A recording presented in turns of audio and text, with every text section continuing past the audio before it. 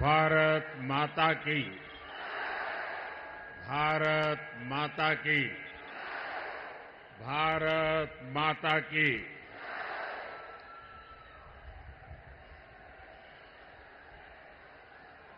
बेळगावी ಮತ್ತು ಚಿಕ್ಕೋಡಿ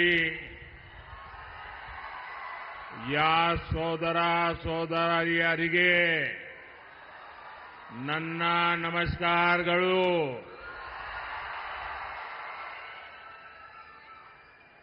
ताई भुवनेश्वरी और मां सौदत्ती येलम्मा को मैं प्रणाम करता हूं। भाइयों और बहनों, सबसे पहले तो मैं कर्नाटका के सभी वोटर्स का अभिनंदन करता हूं।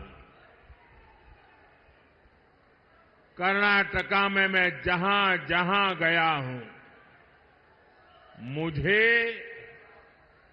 एक ही स्वर सुनाई देता है, फिर एक बार, फिर एक बार, फिर एक बार। साथियों, हम सभी छत्रपति शिवाजी महाराज को मानने वाले लोग, हम सभी भगवान बसवेश्वरा का अनुसरण करने वाले लोग, छत्रपति शिवाजी महाराज ने शक्तिशाली भारत बनाने के लिए जीवन भर संघर्ष किया। भगवान बसवेश्वरा ने अनुभव मंडपम से डेमोक्रेसी का रास्ता बताया। 10 साल में भारत शक्तिशाली हुआ। आप मुझे बताइए, भारत का शक्तिशाली होना आप गर्व करते हैं? आपको गर्व होता है? भारत की पहचान मदर ऑफ डेमोक्रेसी के रूप में होने लगी है। ये गर्व होने वाली बात है कि नहीं है? गर्व करने वाली बात है कि नहीं है? भारत से 25 करोड़ लोग गरीबी से बाहर निकले, और जब 25 करोड़ लोग 10 साल के भीतर भीतर गरीबी से बाहर निकलते हैं तो हर हिंदुस्तानी का आत्मविश्वास बढ़ता है कि नहीं बढ़ता है? आपका आत्मविश्वास बढ़ा कि नहीं बढ़ा? और इसलिए देश कह रहा है, गरीबों के कल्याण के लिए फिर एक बार। साथियों, भारत जब आगे बढ़ता है, भारत जब मजबूत होता है, तो हर भारतीय खुश होता है। लेकिन कांग्रेस देश हित से इतना दूर हो चुकी है, परिवार हित में इतनी उलझ गई है कि उसे देश की उपलब्धियां अच्छी नहीं लगती है। अब आपको याद होगा, कांग्रेस ने HAL को लेकर कितना झूठ फैलाया, कितना झूठ फैलाया। कांग्रेस ने कोरोना काल को याद कीजिए। कोरोना काल में भारत की जो मेड इन इंडिया वैक्सीन थी, कोरोना की जो वैक्सीन थी, उस पर भी विरोध पैदा कर दिया। उसका भी यहां तक कह दिया ये तो भाजपा वैक्सीन है। भारत की हर सफलता पर उनको शर्म आने लगी है, और जैसे उनको भारत के वैक्सीन पे भरोसा नहीं, लोगों को उलझन में डालने की कोशिश की, उन्होंने ईवीएम के बहाने पूरी दुनिया में भारत की डेमोक्रेसी को बदनाम करने की कोशिश की।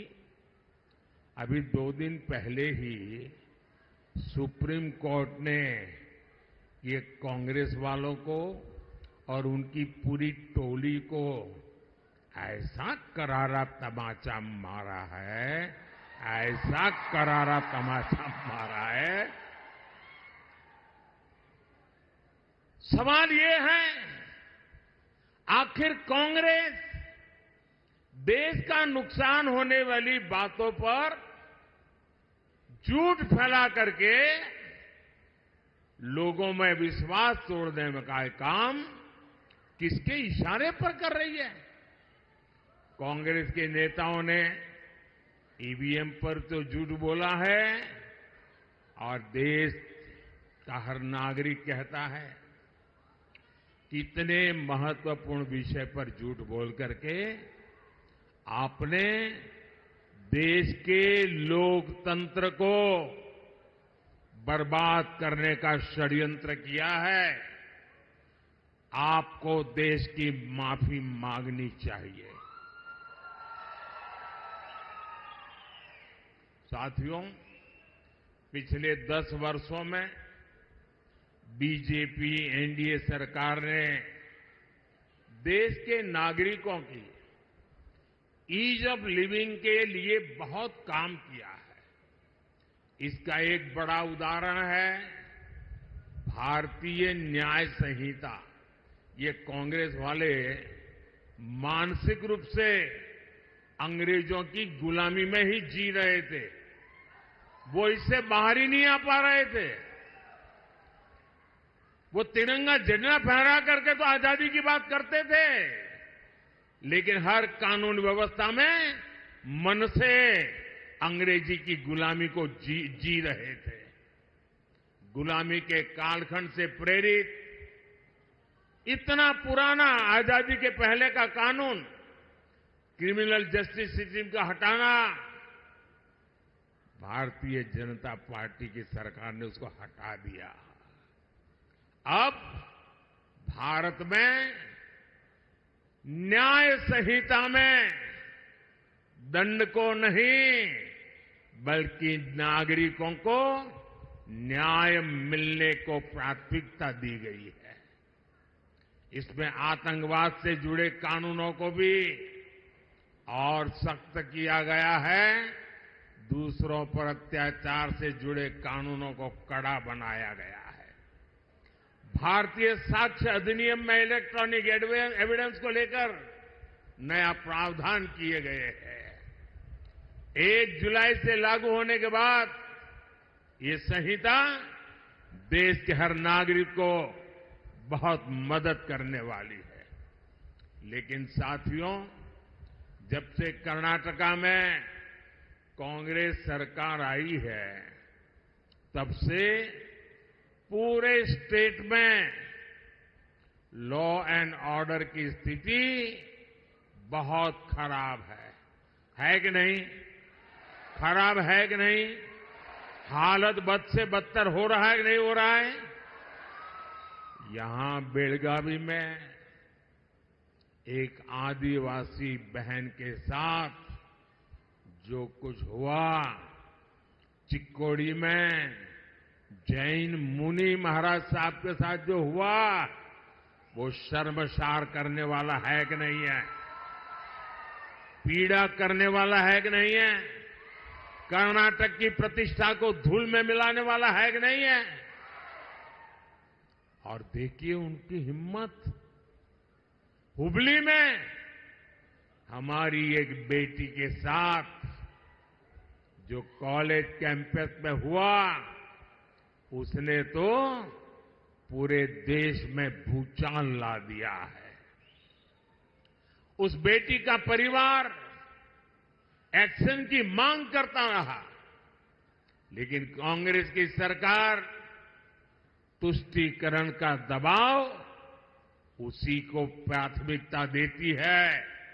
उनके लिए नेहा जैसी बेटियों की जिंदगी की कीमत नहीं है, उनको तो अपने वोट बैंक की चिंता है।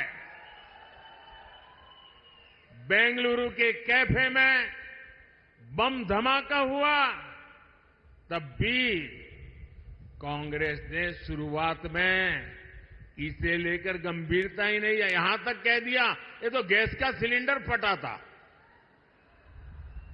देश की जनता के आंख में क्यों धूल झोंक रहे हो कांग्रेस के लोग? अगर तुमसे नहीं बनता है तो छोड़कर के घर चले जाओ।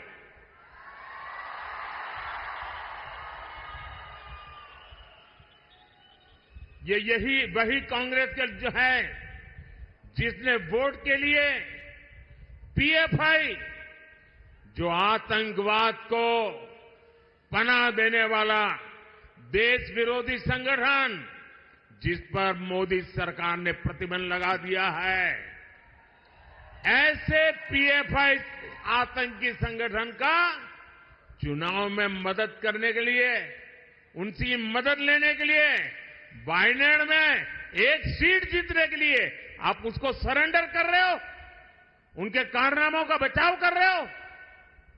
लेकिन भाजपा सरकार ने देश और समाज विरोधी पीएफआई को बंद किया है।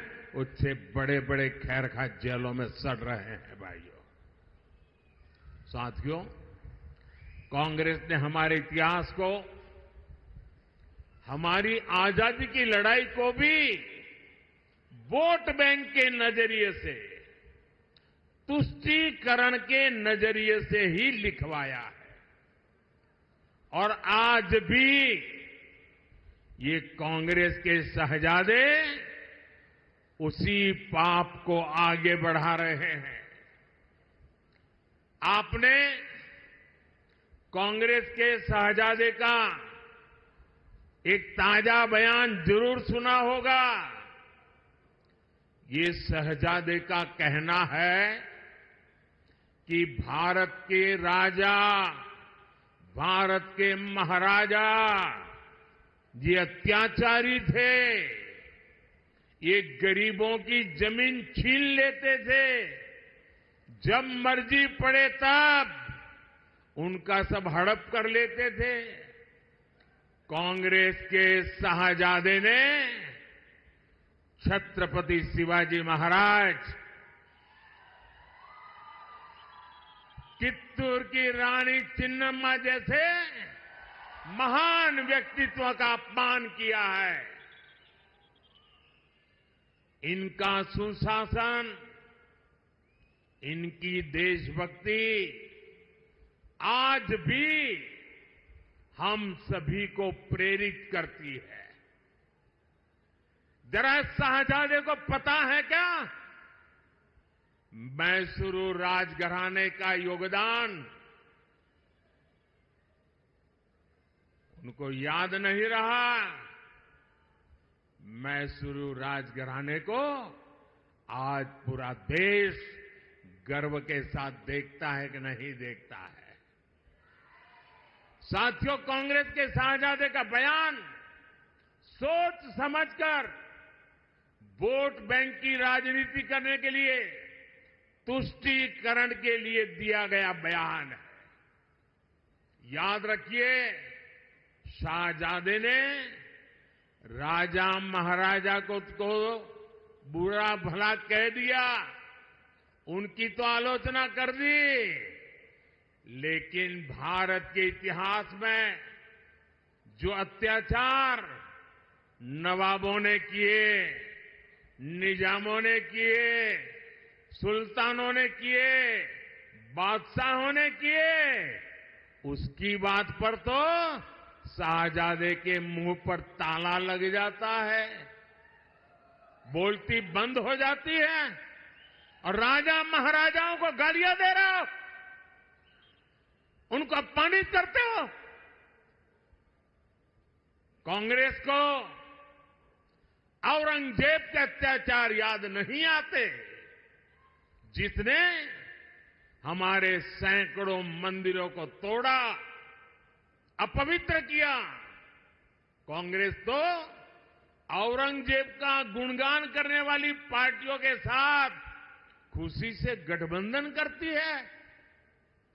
इनको वो लोग याद नहीं आते जिन्होंने देश भर में हमारे तीर्थों को तहस नहस किया, लूटपाट की, हत्याएं की, गौ हत्याएं की, इनको वो नवाब याद नहीं आए जिन्होंने भारत के विभाजन में बहुत बड़ी भूमिका निभाई।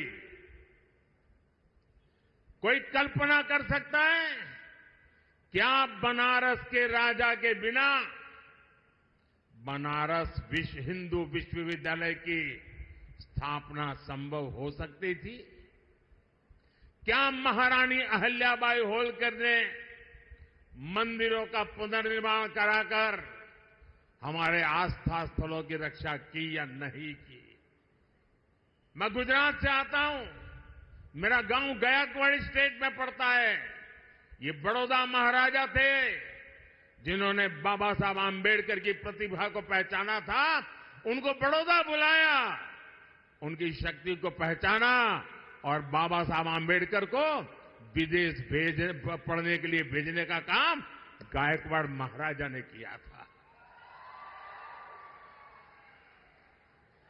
ये कांग्रेस के शाहजादे को इन राजा महाराजाओं का योगदान याद नहीं आता है, लेकिन वोट बैंक की राजनीति के लिए वे राजा महाराजाओं के खिलाफ बोलने की हिम्मत करते हैं, नवाबों के खिलाफ, बादशाहों के खिलाफ, सुल्तानों के खिलाफ एक शब्द बोलने की उनमें ताकत नहीं है।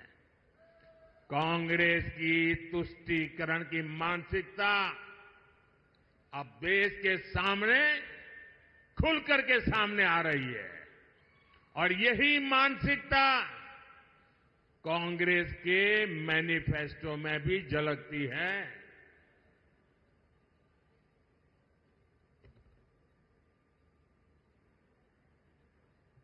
साथियों, आज पूरा देश समझ गया है कि जहां कांग्रेस आई वहां से विकास का पलायन गया, विकास का पलायन शुरू हो जाता है। कर्नाटका में भी यही हो रहा है। जब बीजेपी की सरकार यहां थी तो भारत में फॉरेन डायरेक्ट इन्वेस्टमेंट का बहुत बड़ा हिस्सा कर्नाटका में आता था, लेकिन अब यहां स्थितियां बदल रही हैं। जब से कांग्रेस सरकार यहां आई है तब से रोड के, इरिगेशन के सारे काम बंद पड़ गए हैं। यहां बिजली के कट लगने से हर कोई परेशान है, उद्योग परेशान है, लोग परेशान हैं और इसलिए लोग कहते हैं जहां कांग्रेस आई वहां बर्बादी लाई। साथियों, हमारा देश छोटे किसानों का देश है। कृषि क्षेत्र का कायाकल्प करने के लिए ये बहुत जरूरी है कि हम छोटे किसानों की संगठन शक्ति को एकजुट करें। इसलिए बीजेपी एनडीए सरकार एफपीओज, सेल्फ हेल्प ग्रुप और कोऑपरेटिव तीनों पर बल दे रहा है। बीजेपी सरकार में देश भर में 8,000 नए किसान उत्पादक संघ बने हैं, एफपीओज बने हैं। ये एफपीओज इनपुट कॉस्ट कम करने से लेकर किसानों को मार्केट रेट दिलाने तक में बड़ी भूमिका निभा रहे हैं। पिछले 10 साल में 10 करोड़ महिलाएं सेल्फ हेल्प ग्रुप में शामिल हुई है। इन्हें केंद्र सरकार ने लाखों करोड़ रुपए की आर्थिक सहायता दी है। केंद्र सरकार पैक्स को मजबूत करने के लिए भी लगातार काम कर रही है। सरकार 60,000 से ज्यादा पैक्स के कंप्यूटराइजेशन का काम भी पूरा करने में जुटी है। एनडीए सरकार शुगर कोऑपरेटिव्स को भी बढ़ावा दे रही है। बीजेपी सरकार ने पेट्रोल में इथेनॉल ब्लेंडिंग को बढ़ाकर गन्ना किसानों की बहुत बड़ी मुश्किल आसान की है। इथेनॉल ब्लेंडिंग की वजह से गन्ना किसानों को 70,000 करोड़ रुपए से ज्यादा उनको कमाई हुई है। चीनी मिलों पर बकाया होने की उनकी समस्या भी अब दूर हो रही है। लेकिन साथियों, यहां कांग्रेस ने फार्मर्स के साथ जो विश्वासघात किया है वो तो बहुत बड़ा पाप है। यहां जब बीजेपी की सरकार थी तो फार्मर्स के बैंक अकाउंट में 10,000 रुपये 10,000 रुपये जमा होते थे। कांग्रेस की सरकार ने आते ही 4,000 रुपया देना बंद कर दिया। अब वोट मिल गया, अब किसान जाने, किसान का काम जाने, उनको परवाह ही नहीं है। अब मोदी जो 6,000 रुपया भेजता है वही किसान को जाता है। यहां के पैसे उन्होंने काट लिए और पीएम किसान सम्मान निधि के पैसे आपको ऐसे ही मिलते रहेंगे। ये कर्नाटका वालों ने जो पाप किया है उसकी सजा आप इस चुनाव में दीजिए और मोदी आने वाले वर्षों में भी आपको गारंटी देता है जो दिल्ली से भेजा जाता है वो चालू रहेगा। साथियों, आपका ये सेवक गांव, किसान, नौजवान, नारी शक्ति को सशक्त करके आपकी संपत्ति बढ़ाने में जुटा है। लेकिन कांग्रेस क्या कर रही है? कांग्रेस के शहजादे आजकल घोषणा कर रहे हैं और भाई बहन दोनों कर रहे हैं कि वो चुनाव अगर जीत गए तो पूरे देश का एक्सरे करेंगे, आपकी प्रॉपर्टी का एक्सरे किया जाएगा, बैंक के लॉकर का एक्सरे किया जाएगा, आपकी जमीन कितनी है एक्सरे होगा, आपके पास गाड़ी कितनी है, स्कूटर कितने हैं, साइकिल कितनी है, इसका एक्सरे होगा। महिलाओं के पास स्त्री धन कितना है, गहने कितने हैं, सोना कितना है, मंगलसूत्र कहां पड़ा है, इसका एक्सरे किया जाएगा। यानी ये लोग हर घर में छापा मारकर आपकी संपत्ति पर कब्जा करना चाहते हैं। आपकी संपत्ति पर कब्जा करने के बाद कांग्रेस इसे रीडिस्ट्रीब्यूशन की बातें कर रही है, अपनी पसंदीदा वोट बैंक को देना चाहती है। क्या आप अपनी गाड़ी कमाई की संपत्ति को लूटने देंगे? आपने बचाया हुआ सोना चांदी लूटने देंगे? क्या आपके मंगलसूत्र पर किसी को हाथ लगाने देंगे? कोई पंजा आपकी संपत्ति लूट सकता है क्या? मैं कांग्रेस को अलर्ट करना चाहता हूं, ये मंसूबे छोड़ दीजिए जब तक मोदी जिंदा है।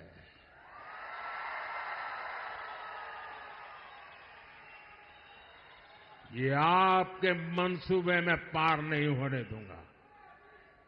ये आपके खेल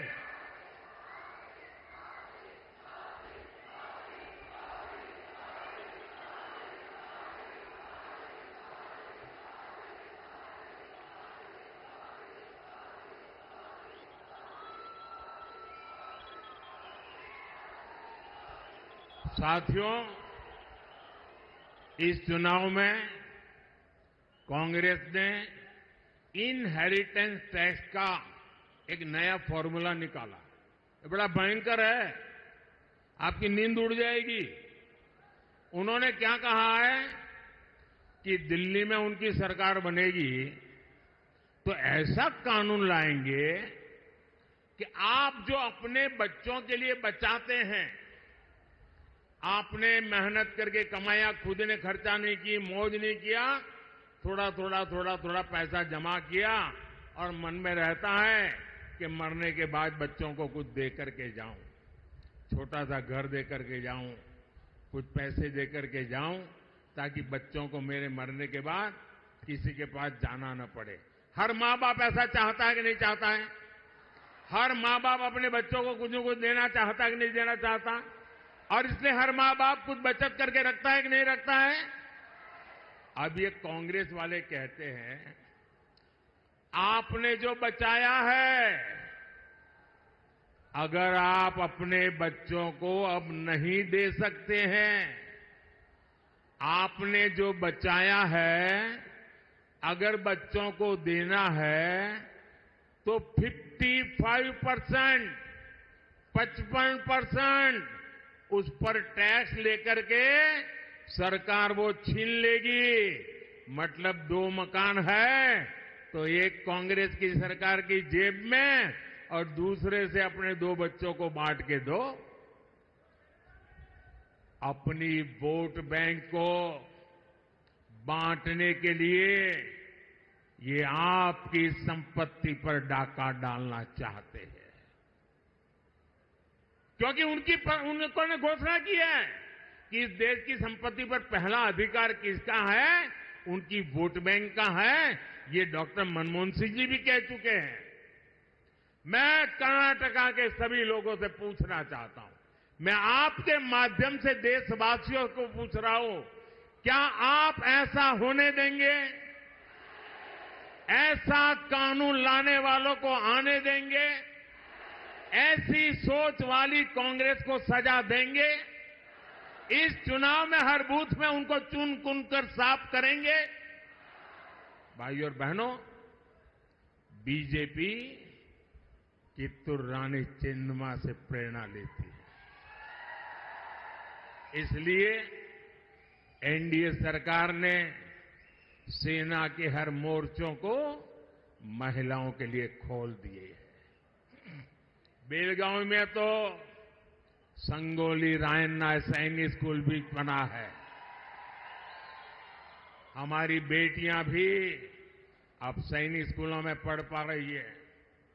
बीजेपी सरकार की नीतियों की वजह से सेंट्रल पुलिस फोर्सेज में महिलाओं की संख्या अब 2 गुनी से भी अधिक हो चुकी है। साथियों, आपका सपना ही मोदी का संकल्प है।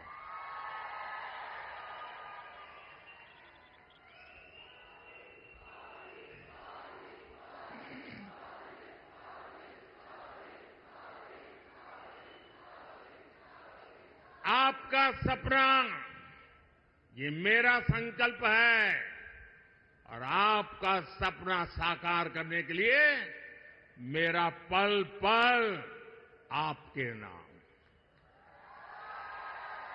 मेरा पल पल देश के नाम। 24/7 फॉर 2047 ये मोदी का वादा है।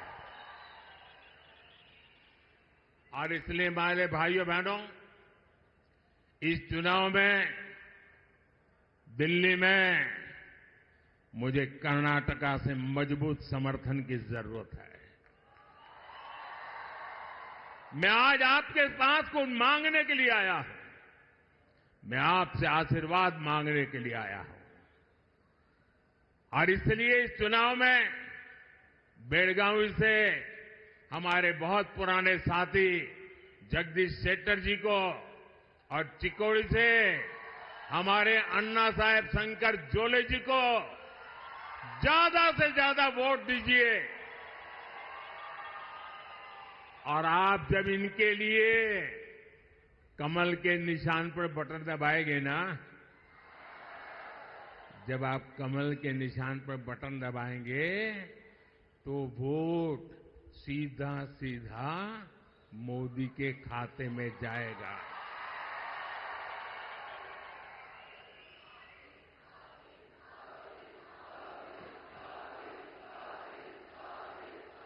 तो मोदी को मजबूत बनाएंगे, मोदी को मजबूत बनाएंगे, मोदी को मजबूत बनाने के लिए घर घर जाएंगे, मोदी को मजबूत बनाने के लिए ज्यादा से ज्यादा मतदान करवाएंगे, सुबह 10 बजे के पहले ज्यादा से ज्यादा मतदान करेंगे, पहले मतदान फिर जलपान, पहले मतदान फिर जलपान, पहले मतदान फिर।